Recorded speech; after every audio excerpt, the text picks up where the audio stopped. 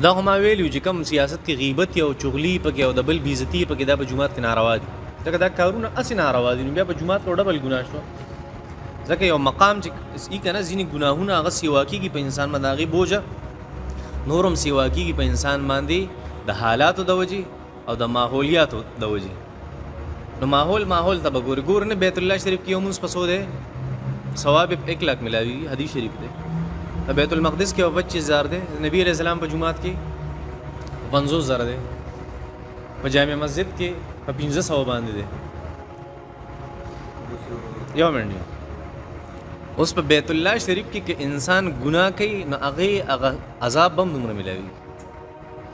پوهېږې په دې باندې که مسجد نبوي کې کوي نو بیا به ګناه هم هغې عمرې او که بیت المقدس کې کوي بیا به ګناه 25,000 حسابېږي او که په جامع مسجد کې کوي په څه به حسابېږي 1500 به حسابېږي ګورې نو یو ګناه انسان کوي او هغه عام حالاتو کې په جومات کې نه بهر کوي نو وجزاء سیئة سیئة ومن جاء بالسیئة فلا یجزا الا مثلها الله قرآن مجید کې فرمایي د ګناه بدل به زه یو ورکوم بس او چې یو انسان بیا په جومات کې کوي نو دا بیا څه کېږي دا بیا سیوا کېږي اوس دا یو منډي اوس دا تعویلات کول زموږ علما کرام حضرات ډېر په افسوس سره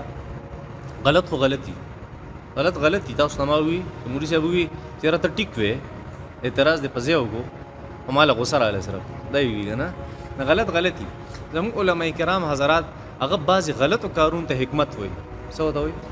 حکمت وایي او دا انسان هلاکت ته داسې رسیات سره رسوي هلاکت ته رسوي یو غلط څیز له ښه رنګ ورکول داسې شی دي دا د یهودیانو چې کوم احبارو او د عیسایانو چې کوم رهبانیانو هغوی به دا شی کوي بار قرآن مجید کې الله جل یحرفون الکلمه عن مواضعه یحرفون الکلمه من بعض مواضعه دې مفسرین حضرات سره ناشنا تشریحات کړي خلاصه دا دغه تشریحات او تفاسیرو چې غلط څیز لا دروغ څیز رنګ ورکول هغه بیا پیش کول داسې شی دا د امت سره خیانت دی چې د امت سره خیانت دی دا چې کوم ملاوټ دی دا ولې حرام دی دوکه ولې حرامه ده خو بیکاره څیز په څه خرڅوي د ښه څیز په ریټ باندې خرڅوي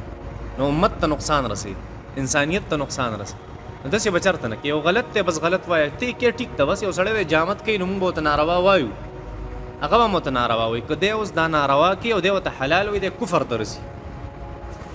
حلال حرامول یا حرام حلالول داسې شی دی دا کفر دی دا د یهودیانو علماو کارو هغوی به دا کفر کو یحرفون الکلمه عن مواضعه دا مطلب ولا تشتروا بآیات ثمنا قلیلا هغه تشریحات وګورئ تفاسیر تاسو ته چېرته میلاو شي نو بیا داسې قسمه څیزونه لا چې په هغې ته مخاطب متاثر کې او غلط څیزي او پاک رنګ وله ورکې دا انتهایي د افسوس مقام دی ښه نو علما کرامو حضرات ته هغوی ته ډېر زیات په افسوس سره خپل سیاست ته دار چاکې به زموږ سره څه کار دی موږ خو هغه زړه په زړه د لګیا یو صحیح ده او مسله دا ده چې داسې نه دي کول پکار بس چې کومه سیده چې غلط دی بس دا غلطه ده که ټیکي دا به صحیح دا د علما یو ډیوټي ده جي बिल्कुल ठीक था बिल्कुल ठीक था बिल्कुल जी बस सियासत पर खबर की ډېر زبردست سوال له ګوره مسله دا ده چې ته په جومات کې بحث کې پس کې په جومات کې تا ته د هر مکتب خلک ناستي یوه د هر پارټۍ خلک ناستي د هر سوچ او د هر ذهن خلک ناستي یو عالم له پکار دی الله جل شانو چې قرآن مجید کې فرمایي ادعو الى سبیل ربک بالحکمت والموعظة الحسنه حکمت او موعظه حسنه هغه دا شی دی چې دا مجموعي خلک ناست دي دا ته هر سوچ والا هر فکر والا استاد هغه یوې خبرې نه دا ټول په یو انداز کې شي متاثر شي او دین اسلام طرف ته راشي او که ته دلته ناسي او 70% خلک هغه ستا نه وځي چې تا پسې سره مونږ نه کوو دا حکمت دی په خپله سوچ کې دا حکمت نشو غلطه شوه د نبی علیه الصلاة والسلام سره ټول زر صحابه کرام دي موجود دي 300 پای کې منافقان دي او نبی علیه السلام نه چرته منافق بار نه دی وته کمال دا ګوره منافق بار نه دی وته امام جاهز رحمت الله علیه لیکلی دي په کتاب التاج فی اخلاق الملوک کې یو کتاب دی د سفیرانو انداز ذکر کړي ټول په کتاب او د غټو خلکو سره چې کینی ستا انداز بسي لوی بادشاهانو سره چې کینی د غټو خلکو سره کینی یا ته یو کار کې او هغه بین الاقوامي سطح باندې کې ستا انداز بسي په دې خبره کړه انټرنیشنل ریلیشنز باندې ما په دې باندې غټ کار کړي نو الته یو آیت مبارکه په سٹارټ کې ذکر کړي ډېر عجیبه انداز بیان وی موسی علیہ السلام او هارون علیہ السلام چې کله دوانه ورونو او الله جل شانو ته نبوت ورکو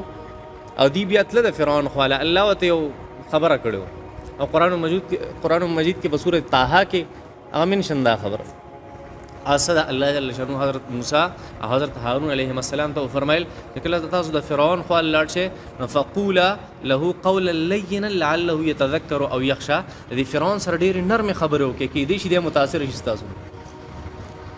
امام جاهز سے وچ د کافر مخه ته خبرو ستا انداز د مسلمان مخه ته خبرو انداز څنګه پکار نو ماته چې په جمعات کې کم خلک ناشتي کې د هر مکتب دی کې د هر پارټي دی کې د هر سیاستدان سره تعلق ته اېدا مسلمانان دي کافر دي اوس مال څنګه انداز پکار دی په خپل واز کې او په خپل نصيحت کې او په خپل قران او په حديث دې فیصله تاسو کو مال انداز څنګه پکار دا یو ضروری خبره ده چې عالم هغه په سیاست هم بحث کوي داغه دا فرض دی انبیاء کنه امام بخاری رحمت الله علیه روایت نقل کوي کانت بنو اسرائیل تسوسهم الانبیاء دا انبیاء کرام کار د سیاست کول یعنی تربیت کول سیاست تربیت ته یو خبر نبی کریم صلی الله علیه وسلم دغه بین الاقوامی مسلې او دغه د ملک په سطح خبري دا ټول په مسجد نبوي کې حل کړي خو آیا د نبی کریم صلی الله علیه وسلم انداز دا کوم چې زما واست انداز دی دا انداز یو آیا نبی کریم صلی الله علیه وسلم په جمعات کې منافقان ناس 300 کسان دي نبی علیہ الصلوۃ والسلام مبارک نه فرمایل چې دا منافقان نبی علیہ الصلوۃ والسلام نه فرمایل چې زنا پیدا دي نو سخت الفاظ را خو نبی علیہ السلام بیا مغی ته نه دی دا انداز د متاثر کېدو دسه تاثیر انداز چې نبی علیہ الصلوۃ والسلام هغه ځان د برابر کړو چې هغه یو سیاسی خبره کوله د هر مکتب خلک نازو مخدا د هر سوچ خلک نازو منافقان نازو د نجران وفد د عیسایانو ناشته د يهوديانو وفد ناشته نبی علیہ السلام خبر دا ذکر چا کوته نه چوتا نه که عالم په سیاست بیان کوي او کاغه په مذهب بیان کوي کاغه په مکتب بیان کوي کاغه په حدیث بیان کوي کاغه په قران بیان کوي کاغه یو معمولی شان مسله ولنه ډیسکس کوي خدا سي به کوي چې ټول خلکو طبيعت تبوګ لري مطابق او بل ازمه د لپاره مثال لرو نبی علیہ السلام دی وسایدا خبره بار نه هو سکه مثال لینو بس زی پیش کوم نبی علیہ السلام یو کسرا غیا رسول الله وای زکه خپل خزه کس کومه پروژه کې نو څنګه وای نبی علیہ السلام ته فرمایي اجازه تیرے ته روزه نه ماتي دغه حدیث ته نبی علیہ السلام نه بلغ یا رسول الله کزی کس کوم نبی علیہ السلام فرمایي ستا روزه ماتي څه چلو په دې دوانو یو دین دی یو قران دی یو حدیث دی مسله سو چې دوانو د لپاره مختلفه ده یا رسول الله دا څنګه چلې مسلې اگر دوه مختلف یو کله دوانو کسانو ته حالانکه دین خو یو دی نبی علیہ السلام فرمایل دا یو ډومبه چې راغلی چې ما اجازه درکړه دا بوډا او پزانه کنټرولو ادا دویم د دینه شو کنټرول کولې نو ما ته وی چې ته الکه لګه ستا روزه به ماته شي ځان به کنټرول نه کې ابوره به په لار کې توې کړي چرته هغه مې منع کو ادا ډومبه سو اډومبه ته مې وی چې تا د بار جایز دي کوا دا ولې نبی علیہ الصلوۃ والسلام د هر یو انسان طبیعت ته کتلی د مزاج ته کتلی ماحول ته کتلی حالات ته کتلی دغه مطابق مسله حل اوس دی حالات ته وګوره عالم نه سپکار دی په دې حالات عالم بداسه انداز کې چلیږي ز سیاسی بحث نه کوم زم کوما ار سیاستدان نمبر غړ ور کوم او سیاسی پارټو ول نمبر غړ ور کوم ایاز مولوی صاحب زمانه زیات پدی باندې کار کوي حدیث لګیا دی خو ولې د هر مکتب خلک بیام ناشتي اغي وې دا ټیک وې الکه اغي په رګړه مخري رګړه په خوري ار سړی په رګړه هغه د هغه باوجود نشي ولې لا ادعو الى سبيل ربك بالحكمه والموعظه الحسنه دا چې الله جل شانو ته خودلې دي د پاره خودلې چې خلک به متاثر کې څنګه دین اسلام صحیح ده نو زموږ ډیر سيزونه صحیح ده نو علما دا د قوم مشرانی صحیح دا په داسې انداز کې گفتگو کوي اجتماعي مسلو کې داسې انداز به یې ده ورنه د مسلمانې مسلې بل منځ کې معمولی اختلافات نه دي دا مطلب نه چې سړی دونه هوا ور کې مسلې خراب شي دونه نفرت تخلق پیدا بیا جمعات ته ناراضي بیا دو درې جمعې په یو جمعات کې دا ټیک نه ده سیدا بالکل د اعتدال نه دا او کذالک جعلناکم امه وسطا دا امت ما درمیانه امت پیدا کړل دا چې خبرې کوي کومه خبرې وکي اعتدال والا خبرې وکي میانه رو به اوسېږي، درمیانه وسطیت پې به دی، نه به د یو طرفداري کوي، نه به داسې کې زموږ خو غټ نقصان دا دی چې کوم سړی زموږ خوښ او زموږ د پارټۍ مشر دی نو هغه موږ عرش ته ورسوو اګر چې هغه ګندی، او کوم سړی چې زموږ نه دی خو زموږ د پارټۍ مشر نه دی که هغه ښه کار هم کوي موږ بیا هم تحت الثرا ته رسوو، دا زموږ نقصان دی. او دا دواړه طریقې داسې دي یا د یهودیانو دي او یا د عیسایانو دي. عیسایانو به زیاتې کوو، یهودیانو به څه کوو کمې به کوو، دې ته افراط او تفریط وایي. او دا امت الله درمیانه پیدا کړو، ستاسو کار به دی چې نه به زیاتې کوئ نه به کمې کوئ، منځ کې به چلېږئ. تاسو قرآن مجید آیت ته سورۃ بقره 2 سپاره په منځ کې وګورئ، بالکل آیت مبارک په لومړي پیج باندې وکذلک جعلناکم امة وسطا، تاسو ما درمیانه امت پیدا کړی. نو هر سړي له پکار دي چې په خپل خبرو کې داسې انداز داغه داسې ښه درمیانه افراط او تفریط نه ځان ساتل. صحیح ده وشوه. إذا ناديتم إلى الصلاة اتخذوها هزوا ولعبا ذلك بأنهم قوم لا يعقلون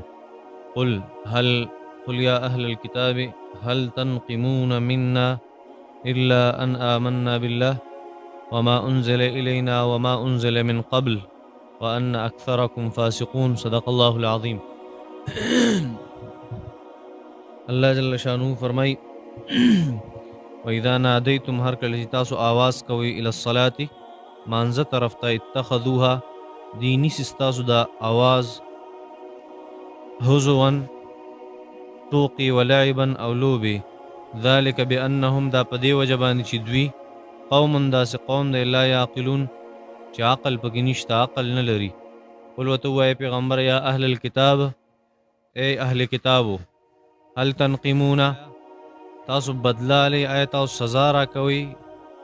آیا تاسو سزا نه را کوي، آیا تاسو بدله نه لې منا زمونا الا مگر ان د دې خبرې آمنا بالله زموږ ایمان دی په الله باندې وما او په هغه څه باندې انزل الینا چې موږ ته نازل کړی شوی دی وما او هغه څه انزل چې نازل کړی شوی من قبل مخکې وان اکثرکم او بشکا ډیر خلق پتاوس کې فاسقون فاسقان دي. الله جل شانه د دینه مخ کې فرمایل چې هغه خلکو سره دوستی مساتئ کم خلق چې هغه ستاسو دین پور ټوکی کوي، ستاسو مونږ عبادت پور ټوکی کوي، ستاسو اذان پور ټوکی کوي، یا هر د دین اسلام یو حکم یا د دین اسلام چې کوم علامات کی پاغي پور خنداګانې کوي. الله جل شانه فرمایي چې د خلکو سره تاسو دوستانه مساتئ. دا خلکو چې به اذان پورې به خندا کوله او صدا سي خلکو چې اغي اول مسلمانانو بیا منافقان شو. الله جل شانو د دوانو قسم خلکو نه مسلمانان منع کړل چې دې سره دوستانه او تعلق مساتي، ځکه هغه مخکې چې مسلمانانو بیا وروسته منافقان شو، مسلمانې کې د اغي تعلق په خپل منځ کې بیا مو سره مسلمانانو تعلق ساتون. الله فرمایلی سره تعلق مسات. نو لومبي آیت مبارکه کې د هغه خلکو ذکر وشي د الله جل شانو په دین پورې څوک ټوکی کوي، کله مسلمان او کله کفر، د هغې تذکره وشوه. نانی آیتونو مبارکو کې الله جل شانو د هغې یو مثال ذکر کوي چې کم یو څیز دی چې دې پورې خندا کوي. الله جل شانو فرمایي اذا نادیتم الی الصلاة کله چې تاسو आवाज کوئ مانځه طرف ته نو اتخذوها دوی دغه आवाज نیسی هزون پټوکو ولعبن او بلوبو. مطلب دا دی چې کله تاسو اذان وایې او تاسو بلل کوي مانځه طرف ته، بلل مانځه طرف ته په اذان کېږي که نه، تاسو چې خلک وایي چې حي علی الصلاة حي علی الفلاح نو دا خلک په تاسو پورې خنداګانې کوي او دا خبره کوي چې من این لک صیاح کصیاح العیر. یا نبی علیہ السلام دا څه چغې شروع کړي دي، دا څه ماحول خرابې، دا به دي دا خبرې کولې. قافلې والے چې څنګه اوازونه کوي دغه شان تم اوازونه وباسي، دا څه اوازونه کوي، ماحول خرابې. نو الله جل شانو فرمایي کله چې تاسو را بلل کوئ مانځه طرف ته نو دي ستاسو په هغه مونځ پسې او ستاسو په هغه بلاوي پسې تاسو خلک مانځه ته را بلې په دې پورې خنداګانې کې. الله جل شانو فرمایي ذلك بأنهم قوم لا يعقلون. دا ولې دا خنداګانې کوي؟ د دین اسلام په شاعرو په سوق خاندي، د دین اسلام په شاعرو ته هغې سره لوبې او ټوکې او مسخرې کم خلک کې الله جل شانو فرمایي کوم خلکو کې چې عقل نه بے وقوفه قوم یې هغه به داسې دین اسلام په احکاماتو پسې او دین اسلام په شاعرو او علامتونو پسې چې د هغې کمې نښې دي په هغې پورې به خنداګانې کوي. الله جل شانو فرمایل دا خلک په دې نه دي پویا چې الله اکبر اشهد ان لا اله الا الله اشهد ان محمد رسول الله حي على الصلاة حي على الفلاح الله اکبر لا اله الا الله. دا خو د الله جل شانو حمد و ثنا ده، توحید او رسالت ته، او دې کې چونکې عقل نشته ځکه په دې څیزونو پورې خنداګانې کوي. ذالک دا په دې وجه باندې بانهم بېشکه دوی قوم داسې قوم دی لا یعقلون دې کې عقل نشته. الله جل شانو فرمایي اوس غوږ کېږدئ دې خبرې ته چې کم سړی د دین اسلام په شاعرو پورې خندا کوي، په دین اسلام په احکاماتو پورې خندا کوي، د الله جل شانو په نسبت باندې په ده کې عقل نشته، دا بېوقوفه انسان د ده د ځناور هیڅ فرق نشته، د ده د کفارو او د منافقینو هیڅ فرق نشته، ځکه خنداګانې کوي.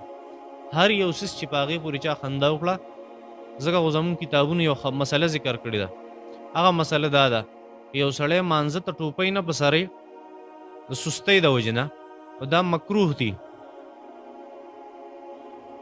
که چېرته یو سړی مانځه ته ودرېږي او ټوپۍ نه په سرې د سستۍ د لاسه د ناراستۍ د لاسه، نو دا مکروه دي. او که چېرته دی د ټوپۍ پروا نه کوي، چېرته د سرتوري سر د سره پروا نه کوي، نو دا حرام دي داسې کول. او درېیمه مسله دا ذکر کړې ده که چېرته چا په ټوپۍ پورې خندا وکړه نو دې ته کفر وایي. څه ورته وایي؟ کفر ورته وایي. چا خندا په دې پسې وکړه چې زمړه په ټوپۍ څه کوي، ټوپۍ پکې چا راوست. د دین اسلام په شاعرو پورې خندا کول، په علامتونو د دین اسلام پورې خندا کول دې ته کفر وایي. ښه صحیح ده نه؟ الله جل شانو فرمایي ذلک بانهم دا کفار ځکه خاندي ستاسو په اذان پورې او ستاسو په مانځه پورې بانهم قوم لا یعقلون ځکه چې په دې کې عقل نشته. کم فلسفي حضرات کې هغوی وایي چې اشرف الحرکات الصلاة، د ټولو نه بهترین حرکت هغه مونځ دی. او بل څه وایي وابذل السکنات الصیام، د ټولو نه بهترین په سکون کې پاتې کېدل دا روجه ده. روجه بهترین سکونت دی او مونځ دا بهترین حرکت دی. او دی په دغې منځونو او په دغې احکامات شرعیو پورې به خندا کوله، په دغې شاعرو پورې به خندل. الله جل شانو ځکه فرمایي ذلک بانهم قوم لا یعقلون، دا خندا بیا ځکه کولی چې دا بېوقوفه دي که نه، ناپوهې دي، په دې نه پوهېږي. قل ورته ووایه پیغمبره یا اهل الكتاب هل تنقمون منا الا ان آمنا بالله وما انزل الینا وما انزل من قبل وان اکثرکم فاسقون. الله جل شانو فرمایي چې پیغمبر دې خلکو ته ووایه، یو خبره ورته وکړه، تاسو چې په موږ پورې دا خنداګانې کوئ، تاسو چې دین اسلام ته نقصان رسوئ، تاسو چې زموږ خلاف ولاړ یې، یهودیانو ته مو وایه، د عیسایانو ته مو وایه، دې کې چې کوم منافقان دي هغې ته مو وایه، کوم چې کفر کړی دی هغې ته مو وایه چې ای خلکه تاسو د دین اسلام خلاف ولې کوئ؟ تاسو موږ نه د دې خبرې بدل الی چې موږ ایمان راوړی. دغه مضمون الله جل شانو په نورو ځایونو کې هم ذکر کړی، خصوصا په سورې بروج کې الله جل شانو د مخکینو قومونو واقعه چې کله بیانوي، چې کله هغه بادشاه هغه یو مسلمان قوم راواغستو، لویو لویو کندو ته غزار کو، د اور نه ډکې کړې وې هغه کندې. الله جل شانه فرمایل د هغې هغه واقعه ذکر کوله وما نقموا منهم الا ان يؤمنوا بالله العزیز الحمید. د دې خلکو ګناه صرف دا و چې دی ایمان راوړی په الله باندې. بس دی بادشاه چې دغه قوم اور ته غورځو، صورت بروج کې بیا واقع راشي انشاءالله، د اصحاب الاخدود واقعه ده، او ما مخکې تاسو ته بار بار کړې دغه واقعه. الله جل شانو فرمایي دی چې دا ماشومان نه کته او زنانې نه کته او نارینې نه کته، هلکان او بوډاګانې نه کته، خو چې ایمان راوړی و هغه ټولې اور ته وغورځول. الله جل شانو فرمایي صرف د دې خبرې بدلې ته اغستو، وما نقموا منهم دی بدل نه اغستو دوی نه الا ان یؤمنوا بالله العزیز الحمید، صرف د دې خبرې بدلې ته اغستو چې د خلکو په الله اعتماد کړو، د خلکو په الله ایمان راوړ. نو دا د مخکینو خلکو خبره. او دلته الله جل شانه د صحابه کرامو پسې کم خلک چې خندا یې کوله او په نبی علیہ السلام پورې خندا کوله، او د هغې په دین پورې او د هغې د دین په شاعرو پورې په علامتونو پورې خندا کوله. نو الله جل شانه فرمایل چې ته دې خلکو ته ووایه چې تاسو ولې موږ پورې خندا کوئ، ولې زموږ سره دښمني ساتئ؟ دا وجه ده بس چې موږ د الله په کتاب ایمان راوړی، په الله هم ایمان راوړی او په مخکیني کتابونو هم ایمان راوړی، زموږ ګناه صرف دا ده بس. او تاسو ګوره په دې معاشره کې چې همیشه زمونږ د حکومتونه همیشه زمونږ د ادارې هغه سړي له سزا ورکوي کوم سړي چې په الله جل شانو باندې مضبوط ایمان راوړي کوم سړی چې څونه متقي او پرهیزګار او د دې ملک سره مخلصي سزا همیشه هغه ته ملاوي نه ملاویږي مثالونه نشم درکولی په کم خلک چې بهترین خلکو په دې مخته ځمکه باندې هغې خلکو له سزا ورکړي الله جل شانو فرمایي وما نقموا منهم الا ان يؤمنوا بالله العزیز الحمید د دې خلکو نه صرف د دې خبرې انتقام او بدلا لي چې دي په الله ایمان راوړي او نبی کریم صلی الله علیه وسلم په غاړه کې چې کافر هغه پړې واچو کنه صادر واچو صادر د نبی علیہ الصلوۃ والسلام په غاړه په مکه مکرمه کې او زور ورکو نبی علیہ الصلوۃ والسلام مبارک رنگ تکسر او دا رګونه د نبی علیہ الصلوۃ والسلام راو پړسید حضرت ابوبکر صدیق رضی الله تعالی عنہ راغه او صادر تراخ کو او داسې دکې ورکړه او کافر لا او سه وته اتقتلون رجلا ان يقول ربي الله تاسو داسې انسان وجنه چې هغه دا وایي چې زما رب الله دی هغه دا ګناه ده صرف هغه انسان وجنه تاسو نو همیشه داسې کیږي نه الله جل شانو فرمایي پیغمبره د اهل کتاب ته وایي چې اهل کتابو هل تنقمون منا تاسو مونږ له سزا نه راکوي الا مگر ان د دې خبره آمنا بالله چې زموږ ایمان دی په الله باندې دې خبره سزا راکوي او د دې خبره سزا راکوي وما انزل الینا چې موږ ایمان وروړو په کتاب باندې چې موږ نازل شوی چې قران مجید دی او درې وما انزل من قبل او په دې خبره تاسو موږ سزا راکوي او بدل را نه علي چې موږ په مخکینی کتابونو ایمان راوړې الله جل شانه فرمای دا وته وایي چې وان اکثرکم فاسقون تاسو نور اسم نشته خو تاسو فاسقان فاجران او ناهنجار او بدترین خلک کې ځکه زموږ نه داسې بدلی علی موږ باندې ظلمونه کوي قل لمن ما في السماوات والارض قل لله كتب على نفسه الرحمه لا يجمعنكم الى يوم القيامه لا ريب فيه الذين خسروا انفسهم فهم لا يؤمنون صدق الله العظيم الله فرمای قل وتوای پیغمبره لمن د چا دی ما هغه صف السماوات چې په اسمانونو کې دی ول ارض او پزمکه کې دی قل وتوای پیغمبره لمن د چا دی ما هغه السماوات چې په اسمانونو کې دی ول ارض او پزمکه کې قل وتوای پیغمبره لله دا ټول خاص ته الله دی كتب فرض کړی دی علی نفسه په خپل ځان باندې الرحمه رحمت كتب الله فرض کړی دی علی نفسه په خپل ځان باندې الرحمته مهربانی رحمت لا یجمعنکم قسم دی چې خامخا به تاسو راجمع کی لا یجمعنکم قسم دی چې تاسو به خامخا راجمع کی الی یوم القیامت د قیامت په ورځ کې الی یوم القیامت قیامت په ورځ کې لا ریب فیه لا ریب شک نشته فیه په دغه ورځ کې الذین هغه خلق خسروا انفسهم خسرو چې زیانکاره کړی دی انفسهم خپل ځان خسرو چې په تاوان کې غورځولي انفسهم خپل ځانونه فهم لا یؤمنون فهم پس دوی لا یؤمنون دی ایمان نه راوړي یو څو مقصدونه یې دی آیت مبارکه یو مقصد الله جل شانو خپل قدرت او علم ښیي څه ښیي خپل طاقت قدرت او خپل علم دویم الله دا ښیي چې تاسو به دا خبره ثابتوي چې دوباره به راژوندي کیږي او دریم الله جل شانو دا ښیي چې دا پیغمبران را لیږل زما له طرفه دا یو حق حکم دی صحیح حکم دا درې خبرې ثابتوي په دې آیت لومبه الله تپوس کې قل لمن ما فی السماوات والارض قل لله اے پیغمبره صلی الله علیه وسلم ته دې ته وایا چې زمکه اسمانونو کې سدي دا چا دي نو بیا جواب مرکزه کې دا خبره ډېره واضحه ده دې تم پته چې دا د الله دی یاد ساتئ سوا د ایتیزم مذهب نه دهریت چې ستوي دهریان ایتیست دا اغینه علاوه د کائنات ټول خلق په دې متفق دي چې دا هر سیز د الله دی الله څوک دی او مختلف نمونه ولا ورکي هر مذهب والا نو د قرآن او د حدیث چې کوم اصطلاح ده هغه ته الله وایي زمونږ د پښتنو او د فارسیوانانو چې کوم اصطلاح ده هغه ته خدای وایي خدای پاک افریدیانو ته خلای وای، انګریزانو ته ګارد وای، او هندوان ورته نیچر وای، قدرت. هغیم دا مني چې دا هر څه ځان نه کېږي، یو قوت شته د دې شاته، او قوت ته هغې نیچر وای. بس بیا د هغې ځان له تفصیلات دي چې هغې وایي دا قدرت او طاقت د ایشور په لاس کې دی. ځان له واړه خدایان هم جوړ کړي، هغې ته بګوانان وایي، او ځان له یو خدای هغه هم ګرځولی چې هغې ته بیا ایشور وایي. خیر، الله جل شانو فرمایي سورې زخرف کې، ولئن سألتهم من خلقهم ليقولن الله. اے پیغمبر که ته دې نه تپوس وکړې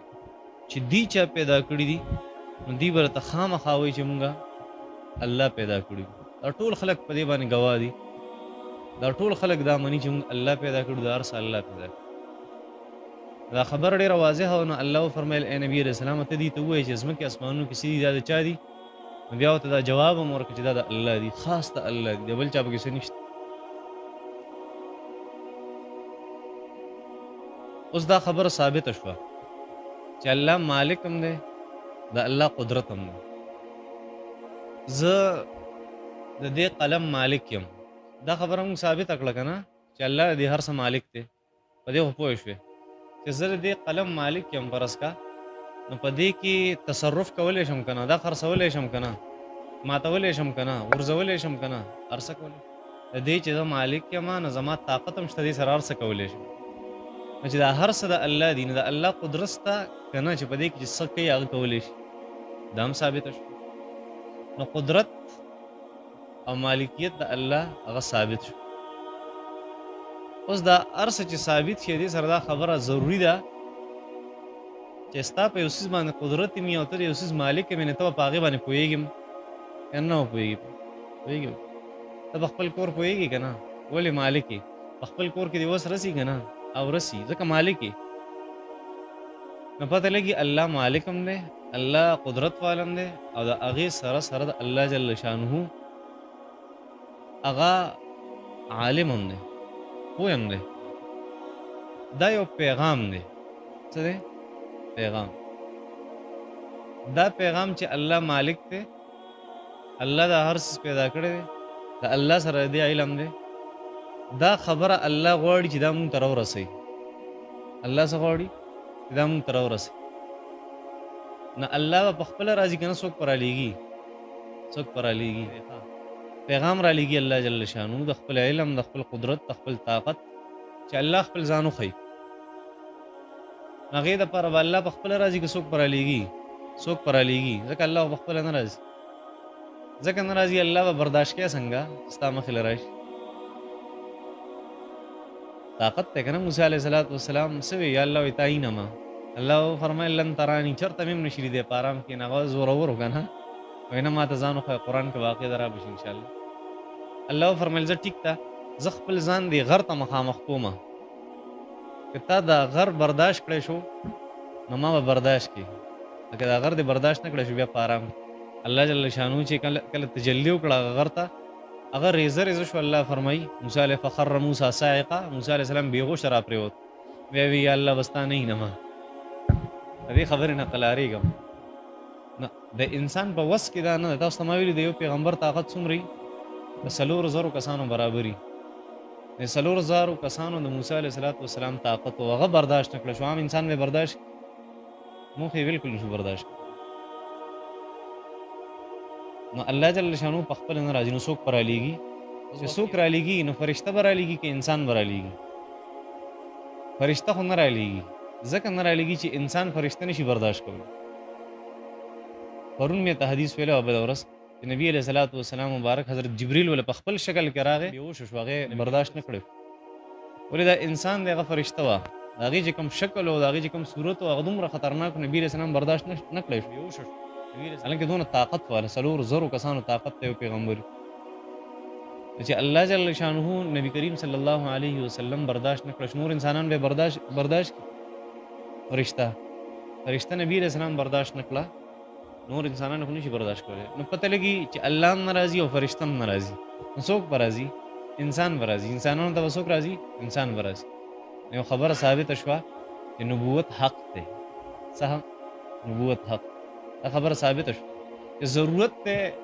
انسان ته د څه شي چې نبي وله خواله راشي، او هغه نبي به هم د انسانانو نه وي. پوه شوې؟ د الله علم هم ثابت شو، د الله قدرت هم ثابت شو، د الله مالکیت هم ثابت شو، د هر څه مالک الله دی. د هغې سره دا خبره هم ثابته شوه چې الله جل شانه پیغمبر رالی. اوس اخري خبره پاتې شوې دې آیت کې الله جل شانه یو بله خبره ثابته چې تاسو به راژوندي کېږئ، تاسو به دوباره راژوندي کېږئ، چې مړه شئ بیا به هم زه راژوندي کوم. نو تا وختي یو خبره ثابته کړې وه، دا هر څه د چا دي؟ دا هر څه د چا دي؟ پیدا کړي چا دي؟ الله پیدا کړي. الله جل شانو فرمایي چې زه لومبي ځل ستا ترکیب کولی شم، پیدا کولی دی شم، نو بیا دې دوباره نه شم. لومبی یو څیز پیدا کول ګراني، بیا خو آسان شي. چې ته ما ستا د سره وجود نه و، د یو قطرې نه مې پیدا کړي د اوبو، اوس خو ته به خاورې شي، اړوکي به دي، هغه اړوکو نه دې بیا را پیدا کول آسان دي. لومبی ځل ګران و چې لومبی ما کړی، دویم ما ته ګران دی، دویم خو ګران نه دی. دا درې واړه خبرې الله جل شانو په دې آیت کې ثابته کړي. بیا الله وفرمایل تاسو خو الله جل شانو نه منئ، خو الله ځکه تاسو ته څه نه وایي چې الله جل شانو په ځان باندې رحمت واجب کړی دی، فرض کړی دی په خپل ځان. د الله رحمت ډېر زیات وسیع دی. خو یو خبره یاد ساتئ، د الله رحمت دا مطلب نه دی چې تاسو ته غلطه فایده والی چې الله غفور رحیم ذات دی، زه به حرام هم کوم، زه به نه منم خبره، نه قرآن منم نه حدیث منم، الله غفور رحیم ذات دی. نه، الله فرمایي زه رحمت والا ذات یم، په ځان مې فرض کړی دی. د قیامت په ورځ تاسو ټول زما د قسمي په خپل ذات باندې تاسو به راجمع کومه او حساب کتاب به سره کومه. کومو خلکو چې بیا په ما اعتماد نه دی کړی، زما حکمونه نه دي منلي، قرآن او حدیث نه دي منلي، هغوی سره به ګوره حساب کتاب همداسې نه ده. اسانه خبره ده، بس دې کې څه نشته. الله جل شانو ډومبی خبره کوي، قل ورته ووایه پیغمبره لمن ما فی السماوات، د چا دي هغه څیزونه چې په اسمانونو کې دي، والارض په ځمکه کې دي. قل لله، قل ورته ووایه لله، دا خاص الله لره دي. كتب على نفسه الرحمه، الله جل شانو په خپل ځان باندې رحمت فرض کړی، ځکه خو درته دونه زر څه نه وایي، ته نافرماني کوې بیا راته څه نه وایي. الله جل شانو الله څه فرمایي؟ كتب على نفسه الرحمه، كتب فرض کړی دی، مقرر کړی دی، ږدلی دی الله جل شانو علی نفسه په خپل ځان باندې الرحمه مهرباني. یو حدیث شریف کی راځي، ښکلی حدیث دی زبردست، چې نبی کریم صلی الله علیه وسلم فرمایل کله چې الله جل شانو لما فرغ الله تعالی، کله چې الله فارغ شو من الخلق، د دې مخلوقاتو نه، چې پیدا کول که نه، دې نه چې الله فارغ شو، الله جل شانو د خپل عرش په تخته باندې، عرش چې کومه تخته ده په هغې باندې الله جل شانه ولیکل، څه ولیکل؟ ان رحمتي سبقت غضبي، زما رحمت زما د غصې نه ډېر زیات سیوا دی، زما رحمت زما د غصې نه سیوا دی. تاسو سم نه یم. هغه روایت کې راځي سلمان فارسي رضی الله تعالی عنه روایت ته ډېر عجیبه، الله جل شانه د خپل رحمت نه دی، خپل محبت او خپل رحمت دا تقسیم کړی دی په څو حصو کې، په سلو حصو کې. یو حصہ رحمت او محبت الله دنیا ته رالیږلی، چېرته؟ دنیا ته. الله خپل محبت او رحمت تقسیم کړی په څو باندې؟ په سلو باندې. یو رحمت را لیږلی دی دنیا ته، هغه رحمت یې په ټوله دنیا تقسیم کړی، محبت یې په ټوله دنیا تقسیم کړی. په هغې کې د عاشق او د معشوق محبت، په هغې کې د پلار او د زوی محبت، د مور او د لور محبت، د خپل خاندان محبت، د خپلو ملګرو محبت، د خپلو استادانو محبت، خپلو دوستانو یارانو محبت، د چرګې د خپل بچي سره محبت، د پیشوګانو د خپلو بچو سره محبت، د سپو د خپلو بچو سره محبت، د تمامو مخلوقاتو د خپلو چې د هغې کوم اسوسییشن دی د هغې سره محبت. دا ټول محبتونه تاسو ته ښکاري که نه څومره ډېر دي؟ دا هغه یو رحمت دی چې الله دنیا باندې تقسیم کړی دی. هغه ننن مې رحمتونه الله فرمایي هغه هغه د قیامت ورځې ته ما پرېښي دي، خپل بندګان به یې بخمه، خپل بندګان به یې بخمه. ننن مې دا د الله یو رحمت دی، دا دلته چې په دنیا کې مونږ وینو چې هغه ننن مې بیا څنګه ایله چې مونږ دونه نافرمانۍ کوو، روزانه د سهار نه ماښامه پورې مونږ څه نه کوو، د ماښام نه بیا د سبا سهاره پورې څه نه کوو، الله څه نه وایي. دا هغه 1% محبت دی، ننن مې لا پاتې دي. ښه صحیح ده. الله جل شانو فرمایي كتب على نفسه الرحمه، كتب الله فرض کړی على نفسه په خپل ځان باندې الرحمه رحمت. اوس رحمت خو الله فرض کړی، دا مطلب نه چې ته دا غلط استعمال کا. لا یجمعنکم الی یوم القیامه، ځکه ګوره یاد ساتئ دې نه پس د قیامت ورځ را روانه ده. الله فرمایي لا یجمعنکم، زما دې په خپل ذات قسمي، والله لا یجمعنک، الله فرمایي زما دې په خپل ذات قسمي چې خامخا به تاسو راجمع کوم الی یوم القیامت د قیامت ورځې ته قیامت په ورځ به هم راجمع کوم د څه دپاره د حساب کتاب دپاره اوس که څوک پکې شک کوي نه الله فرمایي لا ریب فیه په دغه ورځ کې هېڅ شک نشته ذره برابر الذین خسروا انفسهم فهم لا یؤمنون اوس هغه خلک به په ما اعتماد نه کوي الله فرمایي کم خلک چې تاوانیان دي الذین خسروا انفسهم هغه خلک چې په تاوان کې غورځولي انفسهم خپل ځانونه فهم لا یؤمنون بس هغه به ایمان نه راوړي هغه به په ما اعتماد نه کوي هغه زما قرآن نه مني هغه به زما حدیث نه مني بس دغه خلک تاوانیان دي الله فرمایي قیامت په ورځ به په تاوان کې ښه زه بس وکړو دا یو آیت پوره دی بس